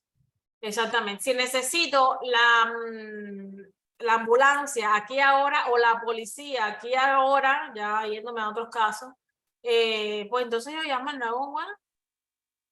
Si no, no, yo no necesito llamar al 911 cuando esta conducta está escalando, porque a lo mejor en el plan lo que dice es que me saques del ambiente donde yo estoy, que me des un vaso de agua, que me hables en voz baja, que me des esas frases que me pueden ayudar a calmarte. Oye, todo va a estar bien, vamos a jugar, ¿qué quieres hacer ahora? Podemos hacer esto, o sea, te empiezo a hablar, te empiezo a tratar de redireccionar esa conducta. Y también, profe, Gracias. Esté en el plan. Ajá. Que también yo he leído en preguntas y en intervenciones que han hecho, que existen también situaciones y que están descritas por el analista en el plan que nos da, que existen algunas cosas que preceden al desencadenamiento de esa conducta. Entonces, ¿Cómo se llama nosotros- eso que lo vimos en clase? Anteceden.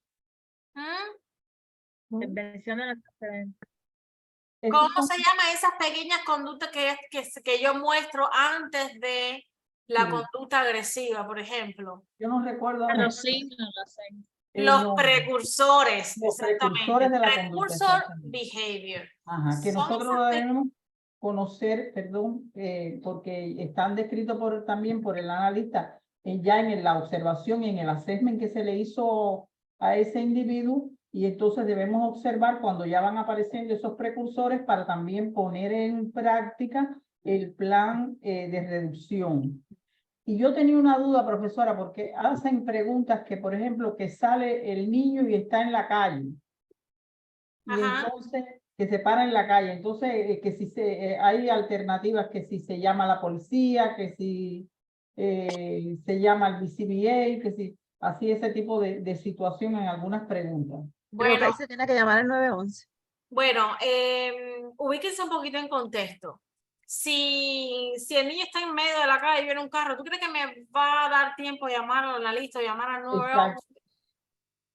Ahí hay que llamar a la policía o al... No, ahí tengo que actuar. Tengo que Sí, agarrar actuar al yo, niño pero y llevármelo o Hay independientemente que sacar al niño de la calle. Exactamente. Sacarlo de la calle. ¿Usted cree que va a dar tiempo a que venga la policía y saque al niño de la calle? Profe, pero una preguntita. Eso es en situaciones reales, pero en el board, ¿cómo puede aparecer? Porque si puede aparecer así, no sé. Pero es que no puede haber diferencia porque si no, ¿cómo va a actuar de una forma? Mira, sí puede haber una diferencia, porque si tú le caes atrás a ese niño sigue corriendo y lo mata un carro. Dime. Mira. Profe, hay una pregunta.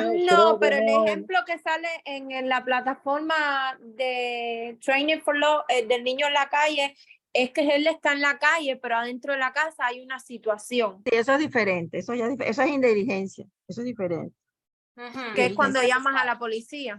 Sí, ya, eso es De diferente. todas formas, el niño está en la calle, o sea que hay riesgo para el niño y hay una situación de desorden en el hogar que a lo mejor fue lo que dio el trigger ese para que ese niño saliera de la casa corriendo y se fuera para la calle. Sí, recuerda esa pregunta, creo que sí, exactamente, si estaba parado fuera de la casa, pero bueno, en todas las situaciones que un momentico me pusieron, yo voy a aplicar lo que me dice en plan, yo tengo que prepararme para eso.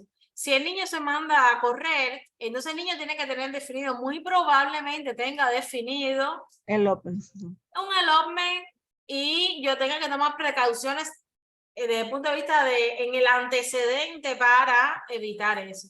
Si nos bajamos del carro, yo sé que el niño tiene un elopement, lo tomo de la mano, vamos a cogerle las manitos y voy conversando con él, voy teniendo su uva hasta que yo llegue a un lugar donde no se me puede escapar. Si estoy trabajando con él, pues me voy a poner en una posición que no sea tan sencillo que él se vaya. O sea, ustedes tienen que aplicar el plan y no es diferente al board. Ojo. O sea, una cosa te sale en el board y otra yo voy a hacer en la práctica. No creo que sea el objetivo. El objetivo es que usted aprenda, ¿no? Gracias. Lo mismo que aplicas en el board lo tienes que decir, en la teoría tienes que aplicarlo en la práctica, no puede ser diferente. Claro. Sí. Entonces, las preguntas que tienen que ver con, sí, porque ya esto se va mezclando todo lo de la ética, la conducta profesional, o sea, hay muchas situaciones. Específicamente en la ética, recordarles que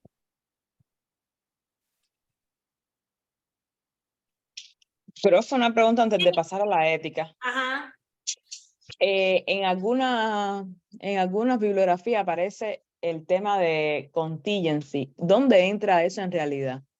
¿qué cosa es contingency? ¿Hay quien me dice? La posibilidad de que algo ocurra o no. O no ocurra. ¿Ocurra dónde? ¿En qué etapa? En el antecedente. ¿En Sí. dónde? Es consecuente. Profe, En el consecuente. O donde sea, quiera que yo voy a hacer. haya relación, ¿no? ¿Cómo? Es lo que va a ser contingente. Donde quiera que haya vínculo entre diferentes términos. Si yo hago algo contingente acá, ¿qué es lo que Profe, estoy yo voy a hacer una una tarea de baja probabilidad contingente, la voy a hacer contingente para, en el consecuente, en dependencia de la respuesta, dar un reforzador o no. Exacto, eso es un ejemplo, exactamente. Todo lo que yo voy a buscar que está contingente, sujeto a que tú hagas algo, entonces Yo voy a manipular el consecuente. Esa es Esa manipular una- la consecuencia. Exactamente. Sí, porque esto sí, así claro. Es como el primer príncipe, como es lo que le decía Alejandro. O sea, por ejemplo, cuando yo te digo, si te tomas la sopa, entonces puedes ver el televisor. De manera contingente, yo voy a hacer esta conducta, eso o ese refuerzo, lo voy a poner contingente a si tú haces eso. Si tú haces Sí, eso, profe, pero lo que pasa es que como que estas relaciones de contingencias están en las intervenciones del antecedente, por eso fue que yo lo que respondí fue que estaban en la que quieren el antecedente, sí, pero sí. Exacto. Está en el antecedent, pero modifica la consecuencia. O sea, modifica la consecuencia. Yo Es pienso, algo que yo voy a profe, ubicar en la consecuencia darle la relación entre los contingente. antecedentes, conducta y consecuencia. Exactamente. Dime, Katira. Profesora, vi una pregunta que decía que si está en algún lugar, en un workplace, y está sucediendo, no recuerdo qué estaba sucediendo con el niño, que era la conducta que estaba poniéndose más agresiva. Y decía que si implementaba en el implementabas el protocolo de emergencia. En otra decía administrar el protocolo del workplace, y decía que utilizar fuerza física. ¿Se utiliza si estás en la escuela el protocolo de la escuela o se implementa primero el protocolo del análisis y después el de la escuela? O sea, debemos cumplir con todas las leyes según la ética, debemos cumplir con la ética, pero cuando trabajamos en casa, en escuela, el protocolo, o sea, tú estás trabajando con él y tú vas a utilizar el plan que es individualizado para ese cliente, que no lo va a tener en la escuela. Okay. Pero sí. Pero comparte la pregunta porque me suena algo que tiene que ver con otra cosa. Comparte la pregunta si la encuentras.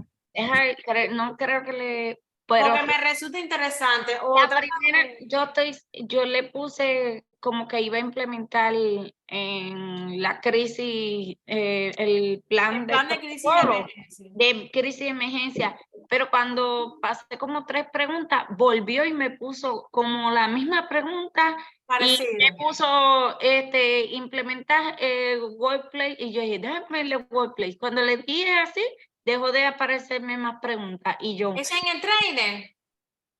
Sí, pero en el modo de examen. No importa, no te preocupes, eso es simplemente otra pregunta. Ok, pero si estoy en la escuela, porque yo dije, ¿será que como casi siempre el maestro te da una área específica, a lo mejor al ver el comportamiento que cambia, pues va a asustar a los demás estudiantes? Pues me imaginé que el protocolo de la escuela se utiliza. Si estoy en la escuela, el protocolo ¿Utilizas tu plan? ¿Tú te ríes por tu plan? Por el mío. Sí, porque tú estás tratando la conducta de ese niño, sí. Ok. Siempre el plan del analista y seguido a ese, entonces me dejo llevar del plan de la escuela. De todas formas, si la pregunta, compártela, pero... siempre la jerarquía más alta, ¿no? Te vas por el plan conductual. Mis corazones de mi vida. Profe, y una pregunta que yo se la puse en el chat, que todos teníamos dudas, que decía del mismo trainer, ¿qué debe hacer un RBT si un cliente comienza a involucrarse en un comportamiento identificado como comportamiento autoagresivo? Ajá. En VIP durante una sesión de terapia. La primera opción era implementar el plan de crisis. La segunda, detener inmediatamente la sesión y enviar al cliente a casa, que eso es obvio que no lo hacemos. Usar la restricción física para evitar que el comportamiento continúe o implementar un plan de intervención conductual para abordar el autocomportamiento perjudicial. Es ahí donde yo tengo la duda, exactamente. Sí, la debatimos en el chat y teníamos duda en eso. Voy a echarle un ojo, pero voy a poner mute por un momento. Hay alguien que está haciendo ruido, no escucho. Voy de nuevo a este ejemplo. ¿Esto es un comportamiento autolesivo o no? Sí. Sí. Y en este caso, ¿qué es lo que yo voy a aplicar? Es lo que está escrito en el plan conductual. El plan conductual. Y es un sí. ¿Ok? ¿Cuándo pongo en práctica el plan de crisis de emergencia? En el plan conductual, profe, debe de existir qué debe hacer cuando él está haciendo esa conducta. Exactamente. ¿Qué es lo que vas a poner tú de manifiesto o que vas a realizar cuando el cliente haga eso? Exactamente. Y en el ejemplo que le estuve poniendo hace un rato, ¿cuál era esa intervención? Ponerlo a jugar con plastilina. La plastilina. Jugar con plastilina. Qué bueno, que dicho sea de paso, ¿qué procedimiento es ese? DRI. DRI, exactamente. Es incompatible con este, ¿verdad? Entonces, voy a poner en práctica el plan de crisis de emergencia cuando hay un riesgo de daño para el cliente o las personas que están a su alrededor. Profe, yo tengo una duda hace rato en referencia a las preguntas que están haciendo los compañeros y a la ética y al plan de emergencia. Es la pregunta 19 que tienen en la plataforma, me llamó siempre la atención porque dice que el RBT está entrenado para esos casos de retener el estudiante en momentos de crisis, así que entre en agresión o algo así. Y la respuesta correcta es ciertamente eso, o sea, retener, pero aclara el ejercicio que él está entrenado para eso. Entonces siempre me surge la duda hasta dónde un RBT que no está entrenado o en qué parte del plan está eso, o sea, en un plan de crisis, en un plan depende del caso que tenemos, o eso siempre me quedó como el interrogante.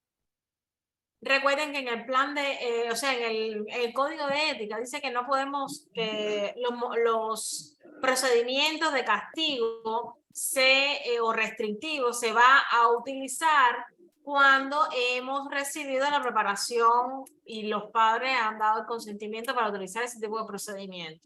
Si le dicen el ejercicio que él está entrenado, entonces lo puede hacer. ¿Entiendes?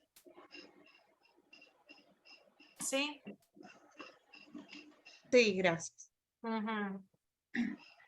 Profe, tengo una duda. Ajá. Con respecto a por ciento, porque me salió una pregunta, ahora no recuerdo muy bien, porque que te decía es decir, el mínimo de supervisión que debemos de tener por parte de los analistas. Yo sé que es 5%, pero también sé que te pueden dar más de 5% también, porque el mínimo es 5, pero de ahí para arriba igual está bien. Y te salen 4 valores que están, es decir, 5 y los demás valores por encima de 5. En ese contexto, ¿uno cogería el mínimo o sería por el máximo? El mayor. Me voy por el mayor. De todas maneras, en la pregunta te lo deben decir de alguna manera. Voy a poner en pantalla, porque bueno, esos ejercicios, hay un ejercicio que...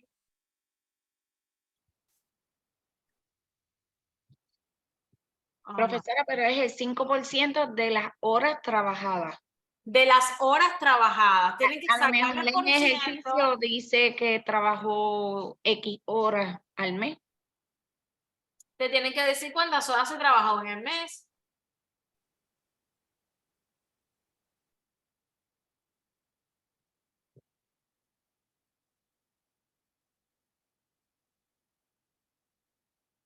Ok, bueno, hay algunas de estas que ya se han aclarado. Déjame ir sobre las que me estuvieron pasando al inicio, que las compartí por acá.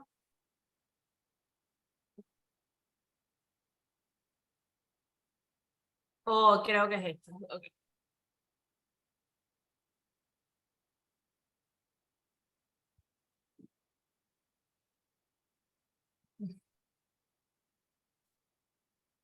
Okay.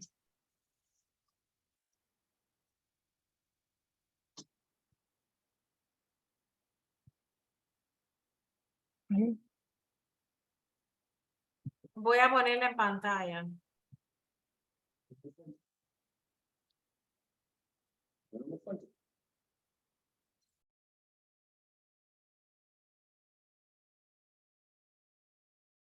Esta es una de las que me pasaron antes que empezara o sea, en la tardecita. Dice, ¿cuál de los siguientes es apropiada supervisión considerando que usted trabaja 120 horas por mes? ¿Qué tengo que hacer ahí?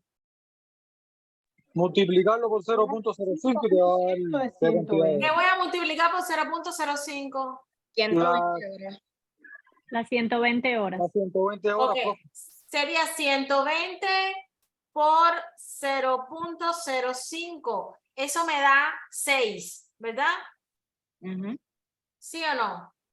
Sí. Entonces, como mínimo, eso es lo que yo debo recibir. Por lo tanto, de todas estas horas que están acá, ¿cuál sería la respuesta? Las 6. Exactamente. 8 horas. ¿Este 5 sería correcto? No, porque no. No, porque está por debajo. Y por debajo no me puedo quedar nunca. ¿Sí? Yo pienso que son que tienen dos opciones. O te ponen exactamente las horas o entonces lo ponen así, todas por debajo y alguna o que no es exacta porque está por encima del tiempo. Porque en otras ocasiones lo han puesto las horas exactas de Además, aquí supervisión. no está diciendo el mínimo, está diciendo una ¿Cuál apropiada es una supervisión. supervisión apropiada? ¿Esta es apropiada? No. No. ¿La B es apropiada? No. ¿La D es apropiada?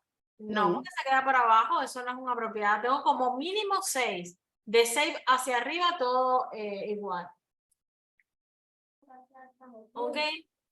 A ver la otra. Y ya ya se me está acabando el tiempo, pero vamos allá.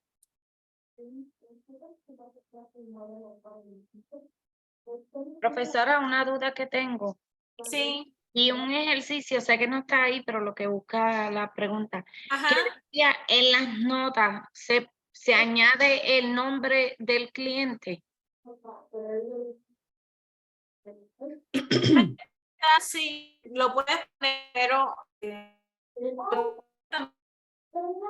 lo vas a evitar muchísimo mejor. Ay, disculpa, no se entendió.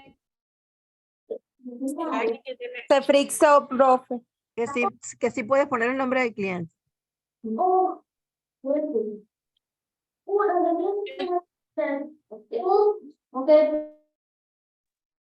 Ahora sí. Repita que se frizó. Puedes poner en las notas, pero si lo puedes obviar, simplemente mucho mejor. Sí. O sea, si sería una pregunta para escoger, le pongo que no debe estar. Porque decía que debe estar en las notas. Y decía nombre, que no debe estar. El nombre, consecuencia, el plan que se trabajó, el nombre no debe de estar. Si me dan a escoger. No, pero esa no era la respuesta, disculpa, había otra que no, que exactamente no podía estar. Yo me acuerdo más o menos de esa pregunta. Okay. Entonces el nombre no debe estar.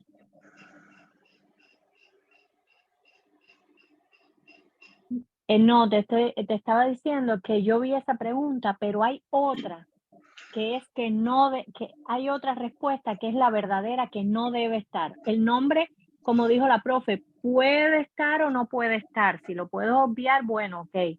Pero había otra respuesta que sí no podía estar en las notas. Yo creo que Déjame ver si lo encuentro. Y había algo